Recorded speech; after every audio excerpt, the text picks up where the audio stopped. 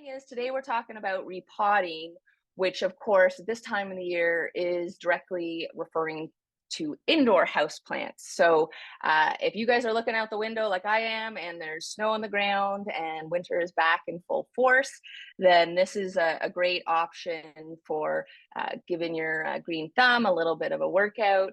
And we'll also talk about why now is a good time of year to be replanting your houseplants. So we'll start with some intros for anybody that wants to say hello, or if anybody has a specific question that they want to report back on. For those of you here 2 weeks ago, there was the homework around pruning, and I would love to hear if anybody had a chance to do some pruning or deadheading on plants that needed it. And then we'll get down to business. We'll talk about repotting. We've got a few different slides about how to prep, and then of course also all the steps that you want to follow when you're doing that repotting.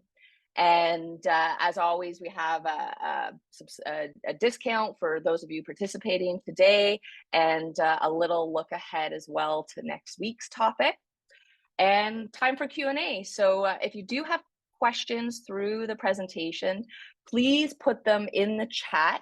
Pat will be monitoring that, and oftentimes she can actually provide an immediate resource, and she will as well flag the questions for me at the end. So first come, first serves with the questions. So in terms of intro, is there anybody, and if you'd like to participate, please, you're going to go down to the smiling face at the bottom of your Zoom screen, and you're going to click on that, and then there'll be a hand that you can raise or click on, and that shows up for us as your hand is raised. Would anybody like to raise their hand and quickly introduce themselves? I'd love to know when the last time was that you did some repotting. And of course, if any of you did do your homework, I'm always excited to hear that as well. So does anybody want to, oh, Jane, awesome. Jane's always an active. My name's Jane. I've been away for 2 weeks, so I've missed a lot. And I went to your thing at the Brickworks, Jocelyn. Yes, that was amazing. Thank you so much. The people there were interesting. And I think I got enough manure and everything last me for a couple of years. Yeah. You guys really stocked up that day. Yeah, thank you. Yeah. So I did my last potting about 3 weeks ago, and somebody gave me dried crickets to eat, and I instead in a package, so I just threw those in to see what would happen. But I guess it's too early. I don't know, deadheading from a trim or deadheading. I don't know which would. I didn't look at that part, but that's basically so far. That's it. Thank you. Awesome. Well, I love that you thought to throw the crickets into your repotting. So cricket frass is actually a regenerative natural soil amendment, and we actually include cricket frass. So frass being the technical term for cricket manure. And it actually also includes the cricket exoskeletons, which they shed on a regular basis and is included. And the reason why that's important is that cricket shells and crickets generally have a high amount of chitin in them. And what the science has shown us is that when a plant is given chitin, it reacts as if it has been attacked by a pest. And so this makes a lot of sense because chitin is generally indicative of pests like crickets or other types of insects. And so the plant has a natural defense mechanism when it receives some chitin molecules. It actually builds up its pest resistance. And so the fact that Jane put it in her potting mix, and the fact that we actually include it as one of our ingredients in our raw regenerative potting soil, is based on sound science that really shows these interactions and the ability of plants, of course, to very quickly adapt to their environment, to react to environmental cues, and to do what they can to stay healthy and strong. So thank you, Jane. That was wonderful, and thanks again for coming to say hello at the booth at Evergreen. I will be at the Can Expo this weekend, so Friday, Saturday, Sunday at the Enercare Center downtown Toronto. We have a booth, and that'll be really an interesting weekend if you're a cannabis grower or fanatic. And the weekend after, we're at the Pet Expo because all our products are safe for pets, and that's at the where is that? That's out by the airport at the International International Center. Center. Thanks, Kat. Yeah, so hopefully I'd love to see some more of your faces there. Always nice to meet people in real life. Okay, so looks like that's it for hands up today. So we'll carry right on. Now, I do always find it important to recap with a quick note about what regenerative growing is all about. And I know you folks have, those of you who've been attending regularly have heard this a few times now, but it is really critical to the understanding of what we're doing here and what makes the Jocelyn Soil Booster line of products so special, and also why regenerative growing is great for healthy plants, healthy people, and a healthy planet.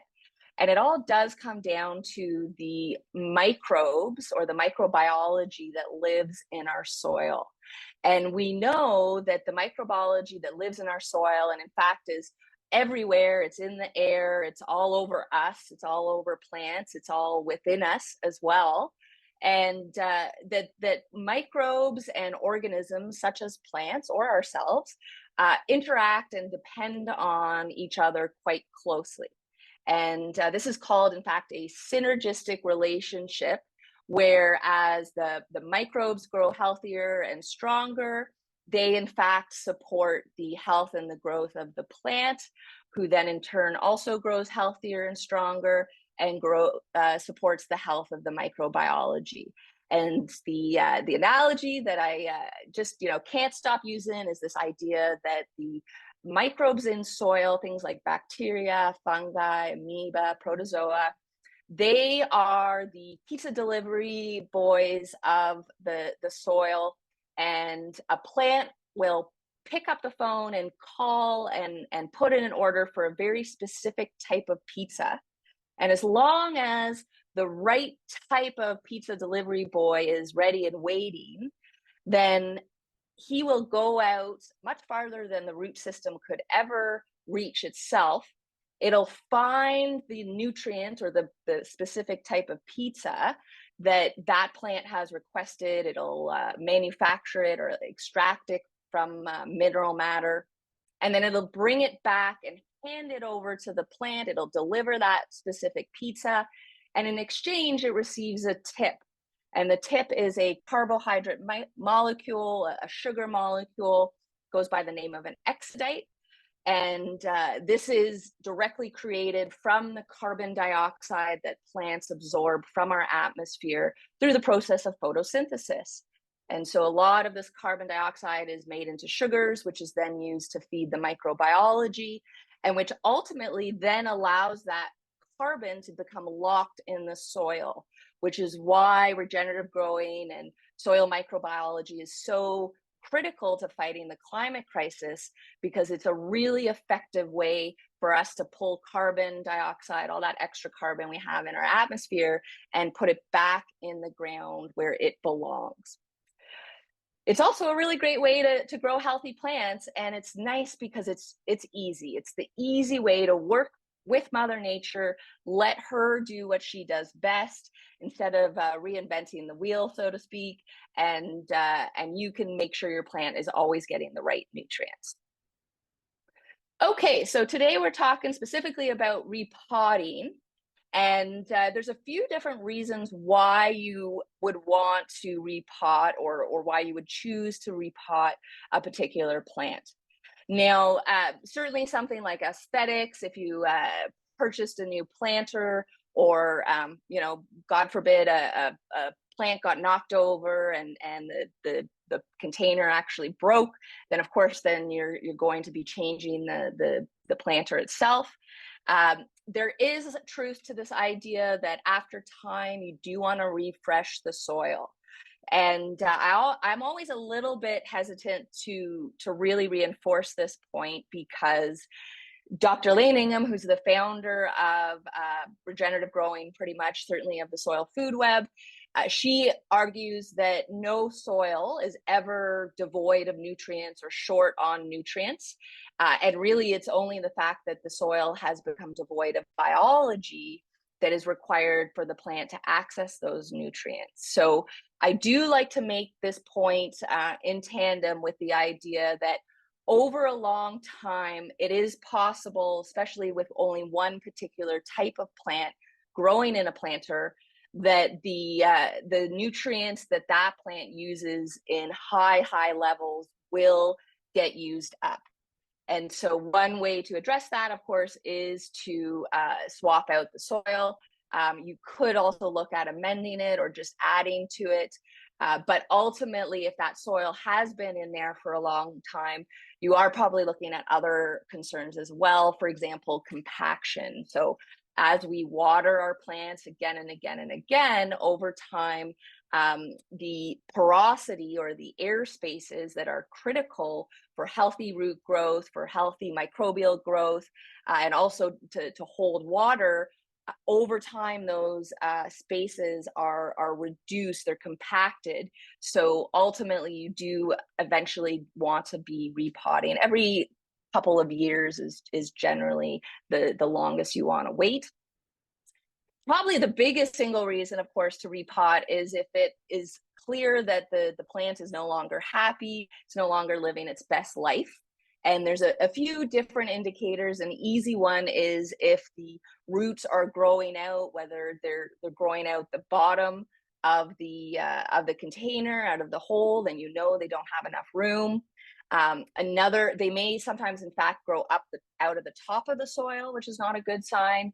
And even if you can't see the roots growing out, what might be happening is that the roots are becoming root bound. And ultimately what that means is that unlike in nature, where the roots would be able to sort of expand in 3D in all directions continuously, because they are really contained in that pot, they do end up having to grow around in circles, and they will actually tangle and grow within themselves, which is certainly not the way that is not ideal for the health of that plant. Last but not least, and I wanted to make this point, which is that plants are living things. And so sometimes we choose to repot a plant, not because it desperately needs it or because we have a beautiful new planter, but simply because we want to show this plant some appreciation, some care. Maybe it's a medicinal plant, maybe it's an herb. I've learned from Kat, who's a herbalist, a trained herbalist, that it's very important that we show respect to plants and that they in fact sense this, and that it is our responsibility, because we benefit so greatly from them, that we do in fact show our appreciation for everything that they do for us. And so repotting, sprucing up your planter really can be a type of self-care for yourself. Of course, it's relaxing. And the science as well, we know, tells us that when we're working with our hands, doing physical things instead of, just scrolling or on the computer, when we're actually making progress, and when we're working with the soil, we're absorbing those microbes into our own microbiome, and in fact replenishing our own microbial system so that we become healthier as well. So it's not just about the health of the plant or respecting and appreciating the plant or the beauty of the pot, but of course also about showing ourselves some of that same respect. So generally, I said 2 to 3 years, but you know, once or twice, once or every 2 years is what's recommended. Now is the perfect time to do your repotting, and that's because even though it was just technically spring late last night, we are now entering into the longest daylight hours that we get through the whole year, which is always a little bit unintuitive because it's still cold out and we're not really in our gardens. But between now and the middle of June, of course, is in fact the longest light that we get. And so for houseplants, specifically ones that grow in the window and don't have supplementary grow lights, this is their time to shine. This is when they want to put out all that fresh new growth. They can sense the increase in sunlight. They're able to do more photosynthesis than they have been for 6 months. And as long as they have the healthy soil, fresh soil, and of course, soil full of microbiology, then they're going to have all the tools they need to be able to grow bigger and stronger and healthier and greener and all those things that, and of course, put out flowers, all those things we want to see from our houseplants. We already talked about this idea of when roots are growing out the planter, whether the bottom or out the top of the of the soil. Another thing to look for is if growth has really slowed down from what you saw before. And like a lot of organisms, unfortunately not humans, but worms included, plants will in fact limit their growth by the availability of nutrients and space. And so therefore, when the plant can understand that it really doesn't have ideal circumstances to grow any bigger, it does reduce its growth rate and focuses on putting that energy elsewhere. So that can be another indicator that it's time to repot. Some plants, especially growing in the window, will grow all their growth on the one side, which can be challenging. You can, of course, be turning it regularly, but sometimes we forget to do that. And one side of the plant will become top heavy. And so often you can repot it and repot it in such a way so as to realign or recenter the weight of that plant. And of course, then reposition it in the window as well. So in that case, rather than simply dropping your root ball, and we'll get into this in a moment, but rather than centering your root ball in the new pot as it was in the previous pot, you in fact are going to place the root ball askew to counter the weight of the one-sided plant. And you don't need to worry about how this is going to influence the roots. They will be more than capable. They will readjust the directions in which they grow. And in fact, they will be very happy to be growing out into new space that they didn't have before. So don't feel like you know, because the plant was at a 90-degree angle in the previous pot, that you have to maintain that. They will very quickly accommodate any change in angle that you require. And what else here? So if soil's drying out quickly, then it certainly does indicate that something's wrong. What exactly is hard to say. Maybe there isn't any more of that porosity that holds the water. Maybe it's missing organic content that is also really good at absorbing water. And ultimately, if the plant really is just too big, then it's a problem. The last one is important. I get asked about this all the time. When there's a white crust on your soil, what that is salt. And it basically means that the salt concentration in your soil is too high, much too high. Generally, if you're practicing regenerative techniques, this isn't such a concern. It's really a direct result of using chemical fertilizers that have a very high salt rate, but certainly it's not a good sign and one that you would want to address. Okay, so let's get down to business here and go through the steps that are part of repotting. So the first thing you need to figure out is you got to find yourself a new planter. What new container are you going to use for the plant? And here there's some specifics around how much bigger you want that pot to be as you pot up. So the term pot up directly refers to this idea that you're moving your plant into a bigger pot because it needs more space to grow. And it does depend a little bit on what type of plant you're growing. The bigger the plant is already, the more extra space proportionally you want to give it, the faster it's going to grow. However, there is a limit to this, and I'm not sure actually if this is on the next slide. It's not. So you don't want to go too big. So it's not an infinite curve of benefit. You do want to stick within the range because, well, a few reasons. First of all, if you go to an insanely big pot right away, you're going to be spending more on your inputs. You're going to need more soil. Keep in mind that the bigger the pot gets, the heavier the plant will be. And I can tell you, I don't know if you can see this is easy behind me. It is very, very heavy and hard to move. So you do want to take that into account as well.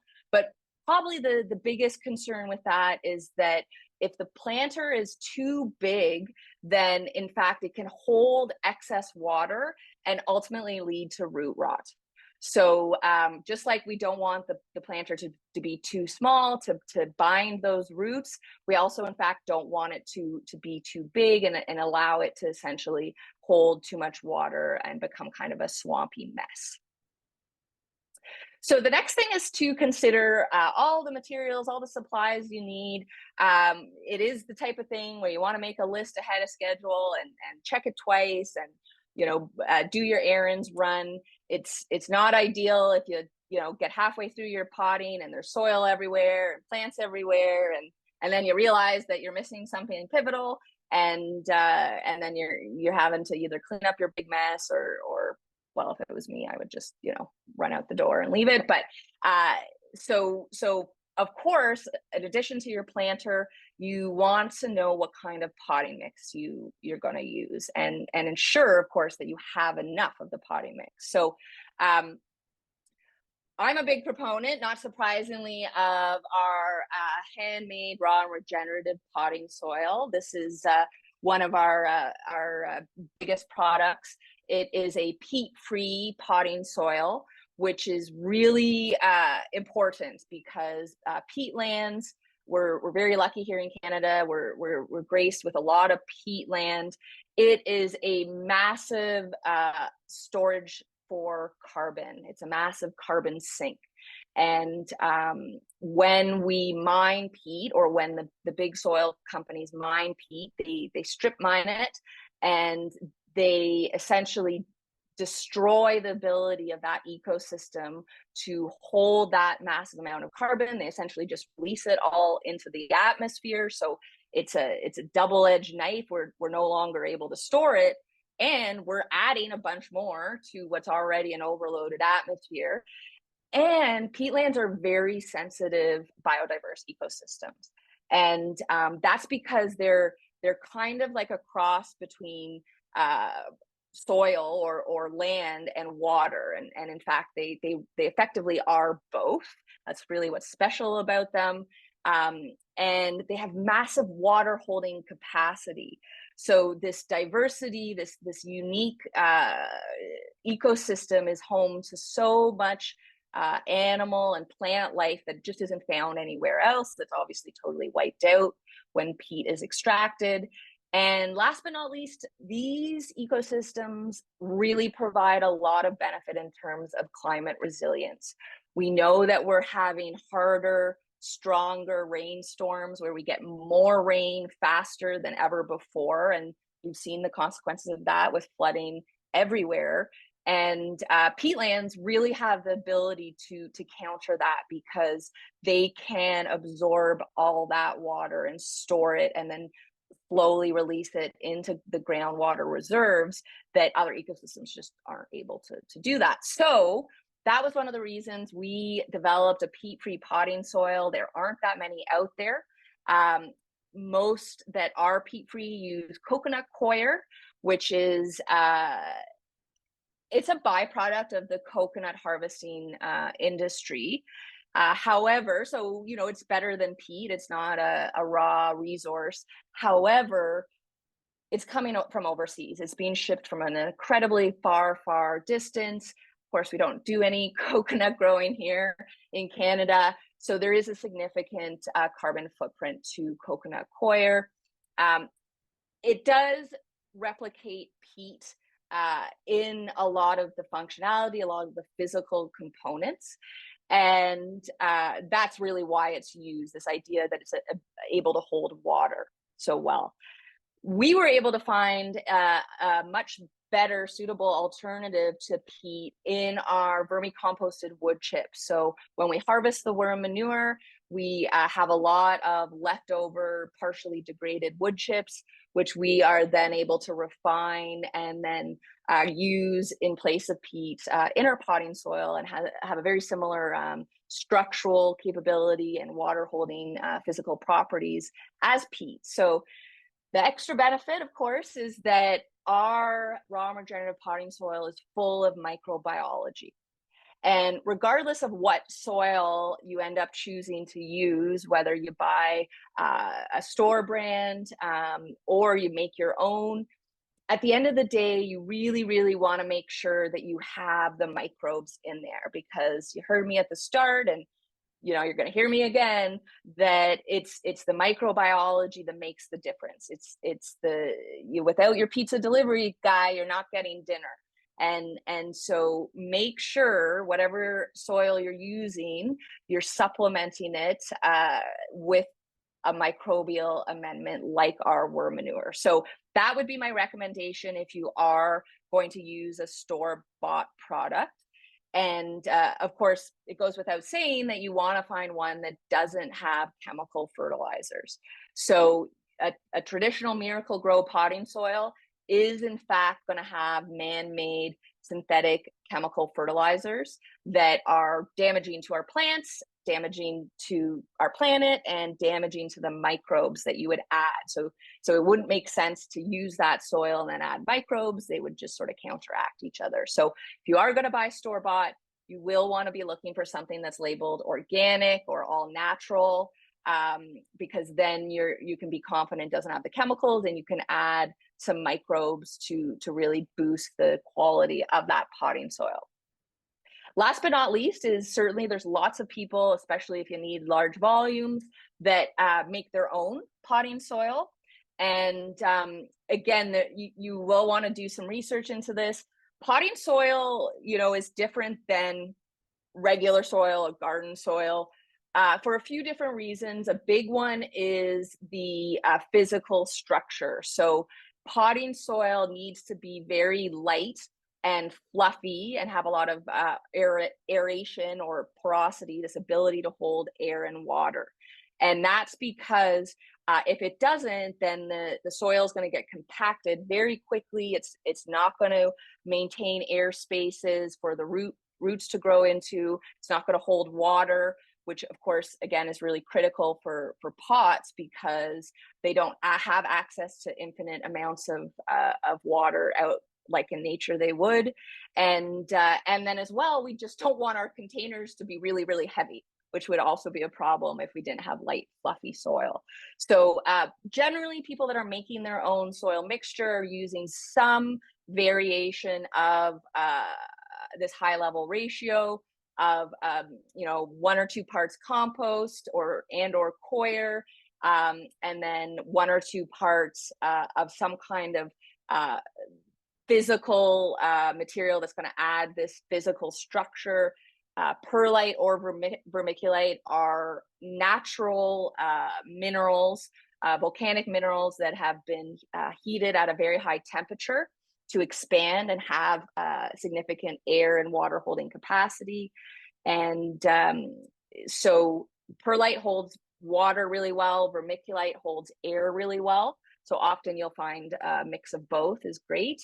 And then there's lots of other things that people add. I mean, there's no shortage. You can find probably a million different recipes on the internet, things like natural amendments like blood meal or bone meal. As I mentioned, we put cricket frass in our soil. So lots of little things that you can look at doing depending on how in depth you want to get. But again, you don't want to forget your microbes. You always want to be adding some worm manure. Anywhere from about 10 to 30% of your total makeup of the soil should be a worm manure that is going to provide that wide spectrum of microbiology to feed your plant. Important to note that a lot of soils do need to be rehydrated before use. This goes for peat-based soils and for our raw regenerative soil. And this is because the soil itself has been highly, highly dried out to be shelf stable in the bag. And often I even get comments from people, they'll see our bag on the shelf or when they get it in the mail, and there's some condensation. Actually, you can maybe see it right there, the top. That's actually a really good thing. It shows that the microbes in the bag are alive and well, and they're respiring. So when microbes breathe oxygen and release carbon dioxide and water, just like you and I, and so that water that is accumulating, the condensation that's accumulating in the bag, is actually a very good sign that the microbes are alive and kicking. However, too much condensation is a bad thing, and we've learned that the hard way, which is why we do have to dry. The challenge is that whether it's peat or our raw regenerative soil, is that when you dry it so significantly, it becomes like super dry and it becomes hydrophobic. And what that means, it is actually repels water before it starts to absorb water. And so if you use these types of products without first rehydrating them or allowing them to soak up some initial amounts of water, then what can happen is when you've done your repotting, you go to use your watering can at the end, the soil is actually going to repel the water. It's going to run right through your container and out the hole in the bottom.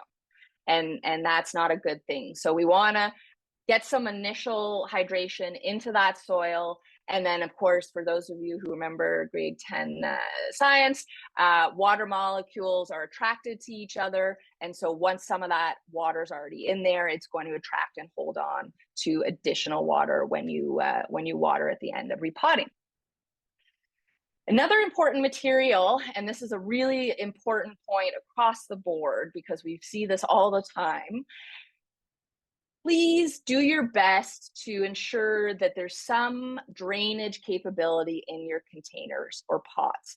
Ideally, you're going to have a hole in the bottom of your pot, and a lot of growers would argue that it's in fact not appropriate to use a pot or container that doesn't have a hole in the bottom. And that's because when there is no hole, there is no drainage, and you run a very significant risk of root rot.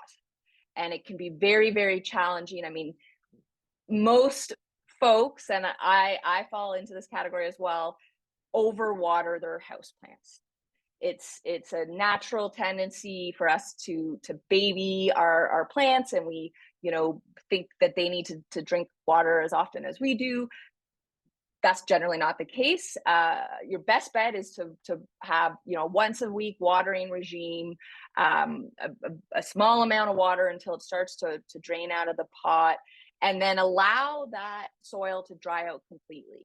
And this is really critical because, again, in nature, soil is always going through these wet dry cycles, and it in fact is really important to maintaining the integrity of that soil. So if this is you and this is a problem you have, make sure your containers always have holes in the bottom.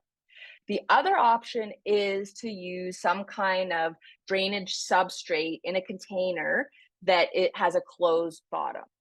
And so oftentimes people recommend using stones or pebbles. Personally, my favorite option is biochar, and I'm going to talk about that on the next slide shortly.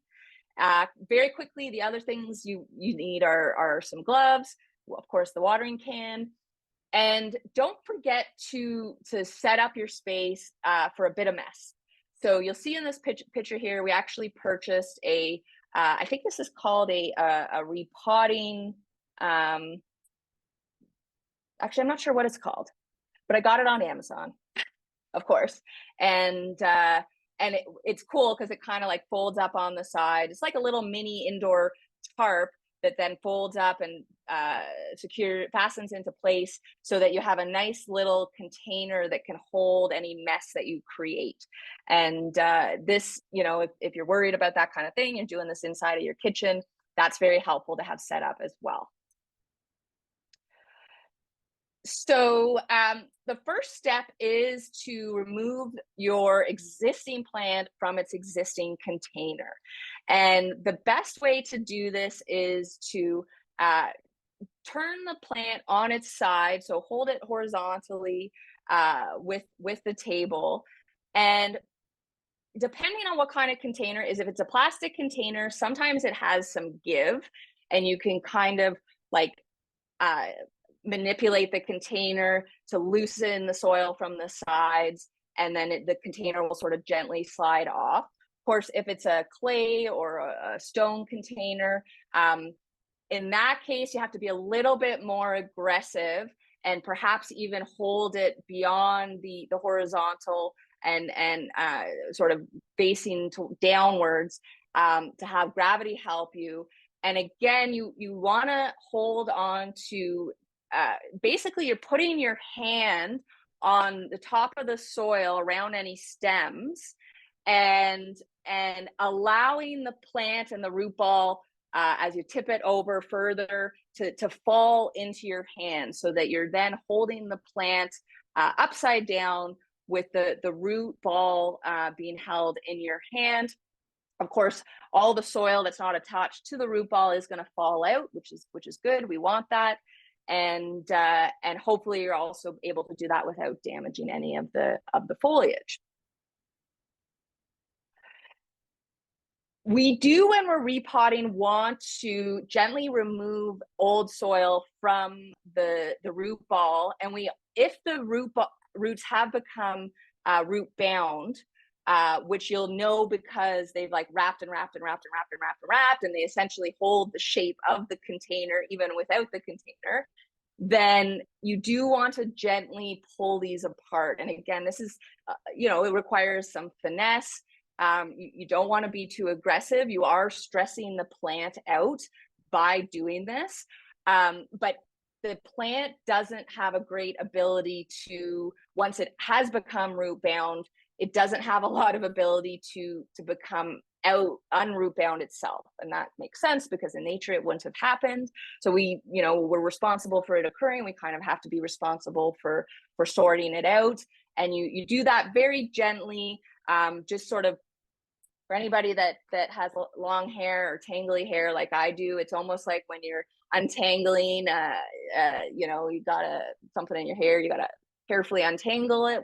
That's sort of what I think about when I'm doing this, and try to brush off any of the old soil. Any roots that are discolored or clearly dead or damaged can be trimmed off. And in fact, this would be worthwhile because then they're not taking up space or nutrients from fresh, healthy growth.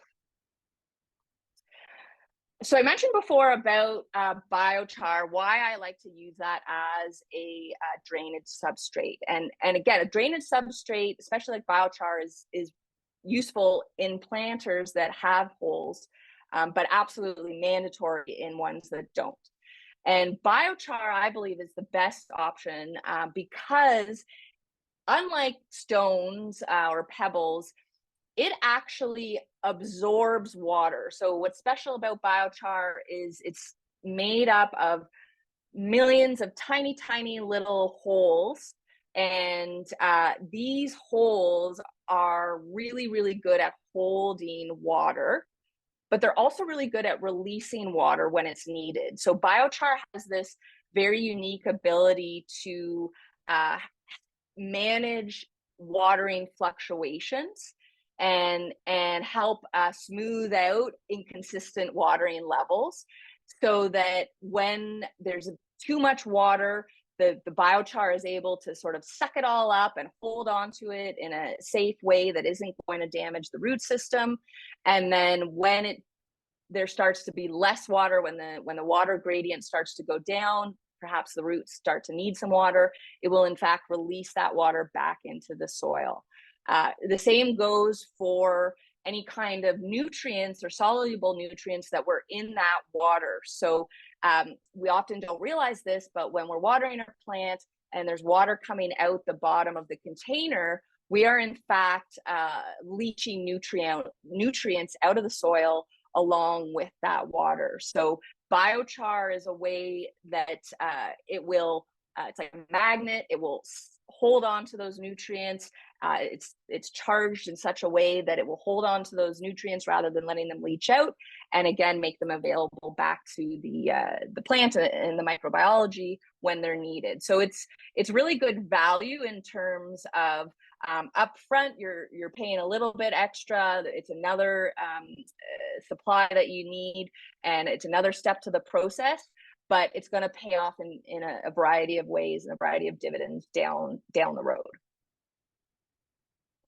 All right, so now we got our biochar in the bottom layer. It's time to add our potting mix, and generally we're going to add it till it's about half full, but it does depend on the depth of your pot. And ultimately what you want to do is measure with the plant that you're putting in there and the plant's root ball. You want to sort of make sure you're leaving enough room enough of a space in the planter, so that once you've got it all in there, you've added all your soil, it's not going to be overflowing the top of the container. In fact, you probably want to ensure you're leaving at least an inch, if not an inch and a half, at the top of your container, which will, ensure that it doesn't easily spill out.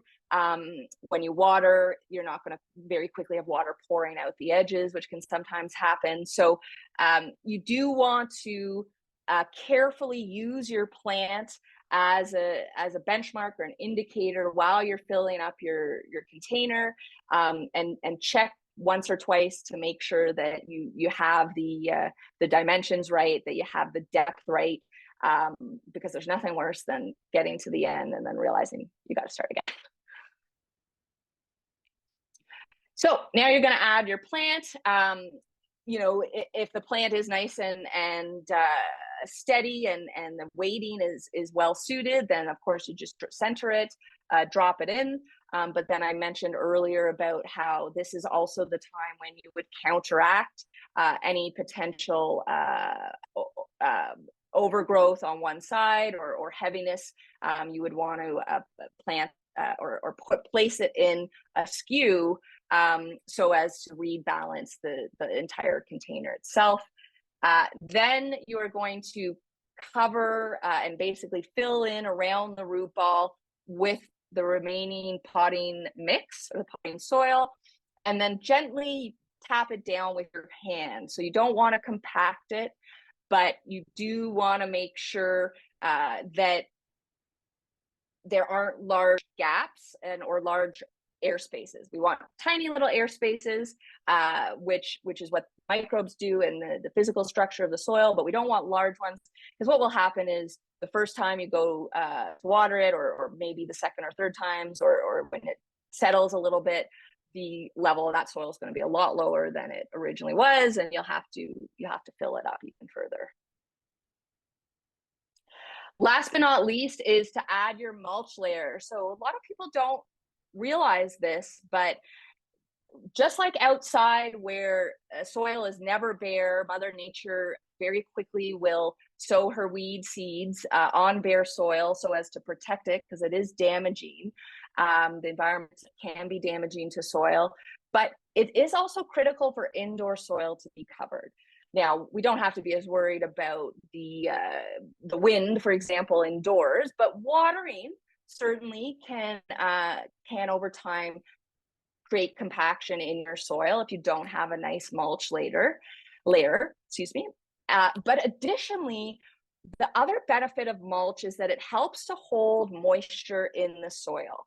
And one of the challenges with container growing is that moisture is lost much, much more quickly than with in-ground growing. So having a mulch layer like our wood chips is really beneficial for a few reasons.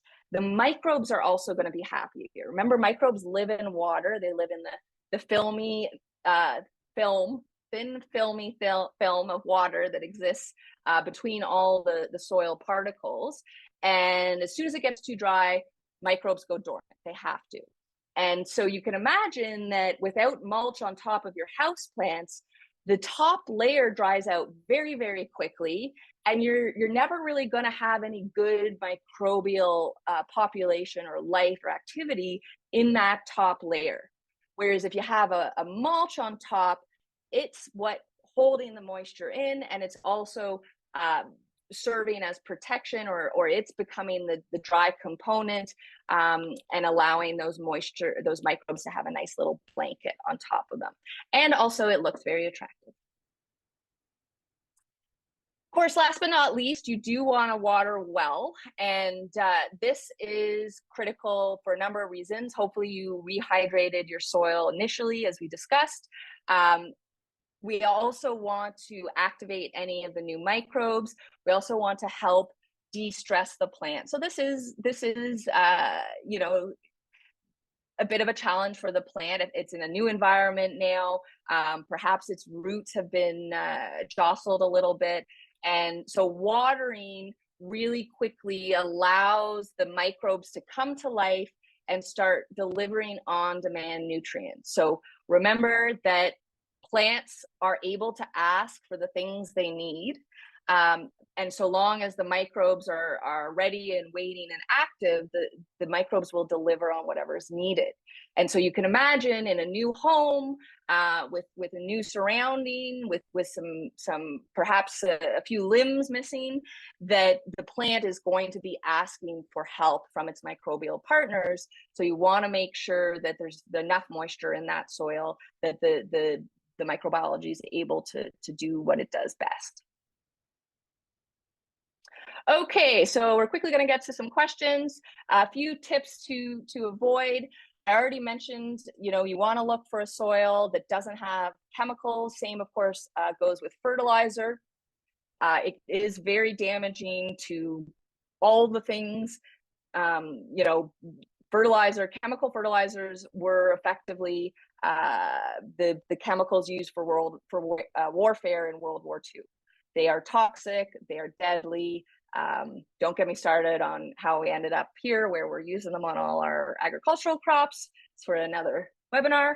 But don't fall into that pattern yourself, please. Poor quality soil, you know, this is tough because of course you're always balancing, you know, value. Ultimately, I've heard so many horror stories of people buying soil at like the dollar store. And it seems, you know, like too good to be true. If it's too good to be true, it probably is too good to be true. And you're going to run into more problems than it's worth. So do try to, you know, buy the best soil you can, or perhaps you want to make soil. Or another option, which I often will share with people, is that, you know, if you do have a lot of repotting to do, then perhaps you buy, you know, 1 10-liter bag or 1 20-liter bag of our really good raw and regenerative, and then you mix it with older soil or value soil that you get from a trusted source, and that's often going to have almost as a good quality as our stuff on its own. Make sure most cases when you're repotting, you don't want to cover the stem. There's a few exceptions to that rule, but well, I can mostly think of them for outdoor crops, so I won't go into them. We already talked about why drainage is pivotal and why I'm a big believer in having biochar as your drainage substitute, and also that we mentioned, you know, having the right potting size, sort of like Goldilocks. You don't want it too big or too small. So for those of you who've been diligently following along, your homework for next week is to find that one planter in your home that you're going to focus on repotting. You're going to source the pot that you're going to use, make your list of supplies you need, purchase those, and then schedule a bit of self-care, plant care into your calendar to get that done. And both you and your plant will be better for it. Okay, of course, last but not least, we have our special promo deal. So what we're offering today is that if you order soilbooster.ca, a 10-liter bag of the raw and regenerative potting soil, you're going to get the free wood chips. And that's because I'm such a big believer in the fact that indoor houseplants really should always have a mulch cover, and we're happy to provide that for you free of charge when you purchase a 10-liter potting soil bag. However, it's only available till 11:59 tonight, and you'll need to use the code REPOT. For those of you who are wondering or purchased in the past, we recently changed our shipping protocol, and we're now offering free shipping on all products. So you don't have to worry about meeting the minimum shipping quantities or purchase. All products are now shipped free of charge. Okay, so a few quick things there. If you haven't signed up for our newsletter, make sure you do. Next week's going to be really, really interesting. We're talking about plant propagation. And this is a really, really cool technique to learn, not least because a lot of indoor houseplants can be propagated. And what that means is that you take a little piece of an existing plant, maybe it's the leaf or a cutting or a stem, and with the right sleight of hand, let's say, you can actually grow a whole new plant from that cutting, and it's an identical DNA replicate of the existing plant. It's like Dolly the sheep, although I'm probably dating myself by making that reference. And anyway, it's gonna be really cool. So make sure you sign up next week, invite a friend. Let's get into Q&A. Pat, what have you got for me?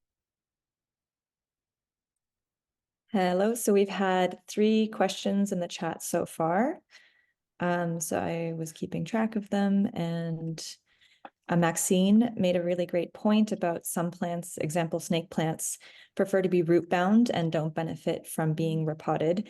For plants like this, what do you suggest to improve the nutrients in the soil? So I said, if the snake plant is growing slowly, you can replenish the soil by adding worm manure or other gentle and natural fertilizers as a top dressing, so sprinkle on top, or you can repot into the same size planter with fresh potting soil, as you do still want to freshen it up, especially if the plant is growing quickly or has been in the same size for at least 5 years. Thank you, Kat. Yeah, and thank you, Maxine. That is a great point. That you're right. There's always outliers, and snake plants are certainly one of them.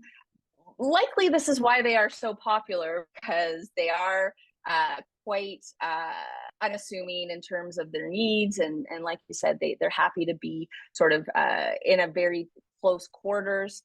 And the one thing that can happen is that, and people ask me this all the time, they say, well, you know, Jocelyn, I've had a potted plant for a number of years, and half the soil has disappeared. You know, what am I supposed to do? Where's soil gone? Well, the plant ate the soil. That's where it went. You know, that's what it, you know, where it's getting its nutrients, and over time, bit by bit, those molecules of nutrition are used up, and over time the volume of that soil decreases, and can decrease to such a point that it is exposing the roots. So that would be the concern in a situation like that.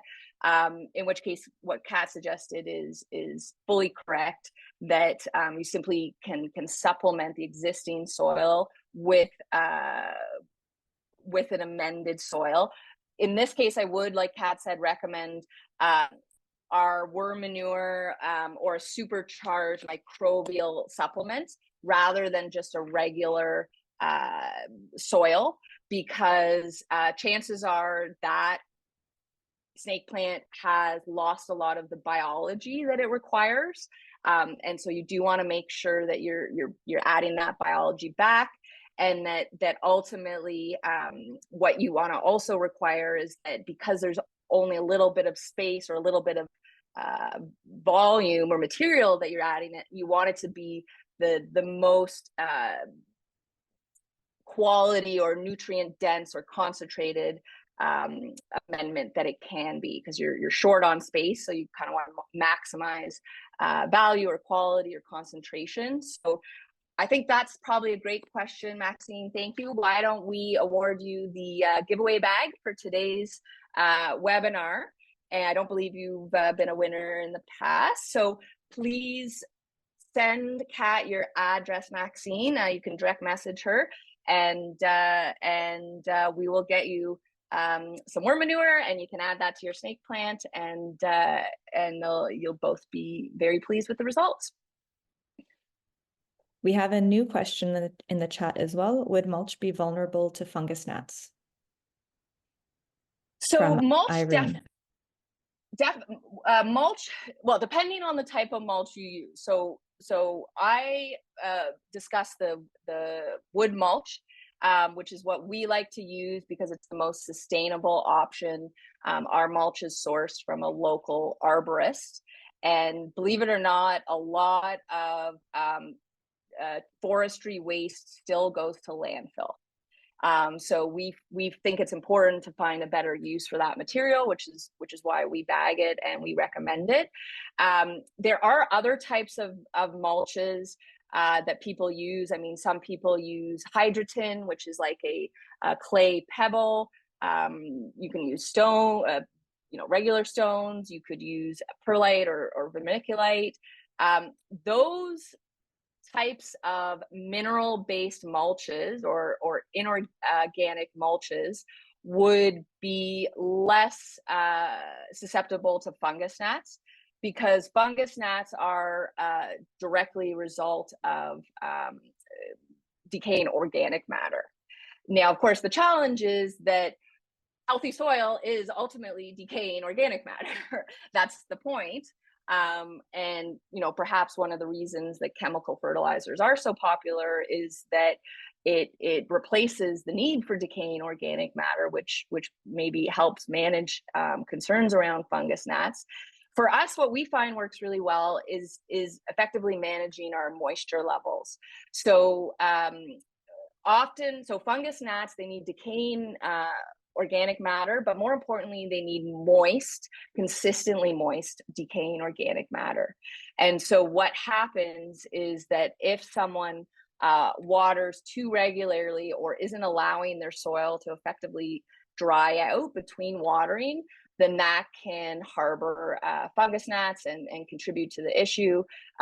So that's always one thing that I would suggest with folks if they are having problems, is reduce the frequency of your watering, and that should really help control the population.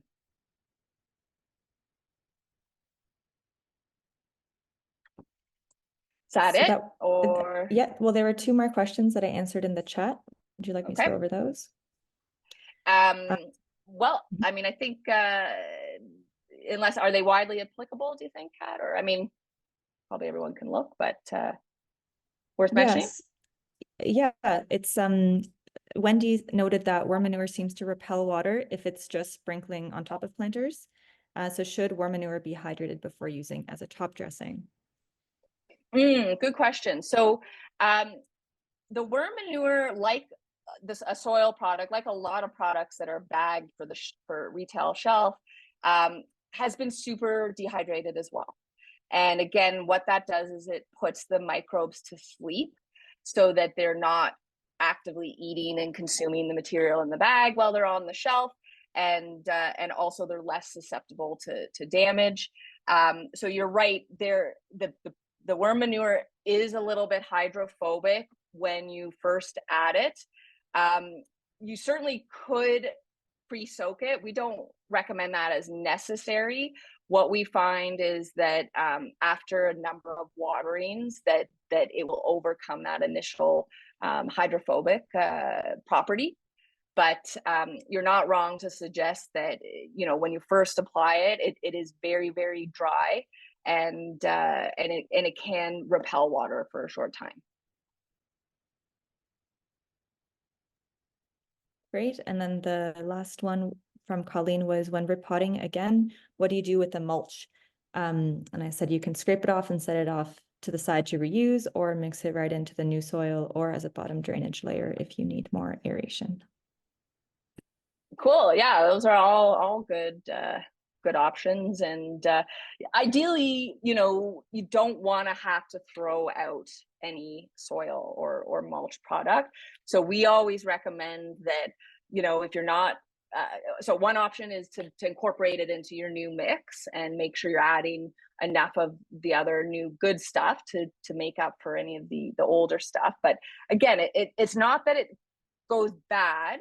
It's often that it is run out of biology, and as soon as you reinvigorate it with the biology, it all of a sudden it's full of the nutrients, or fully accessible for the plant to absorb nutrients. So as much as possible, reincorporating it into your next mix. Of course, if you're lucky enough to have space outdoors, you could use it outdoors, use it in your compost pile. Don't want to think of it as bad. And ideally, like everything we do here at Waste Not Farms, we're a big believer in zero waste and circular economy. So we try to reuse everything. All right. Well, I think that's it. We're over time as usual. So thank you everyone and for sticking around. And we will I hope you join us next week for plant propagation. It's going to be a good one, and see you then.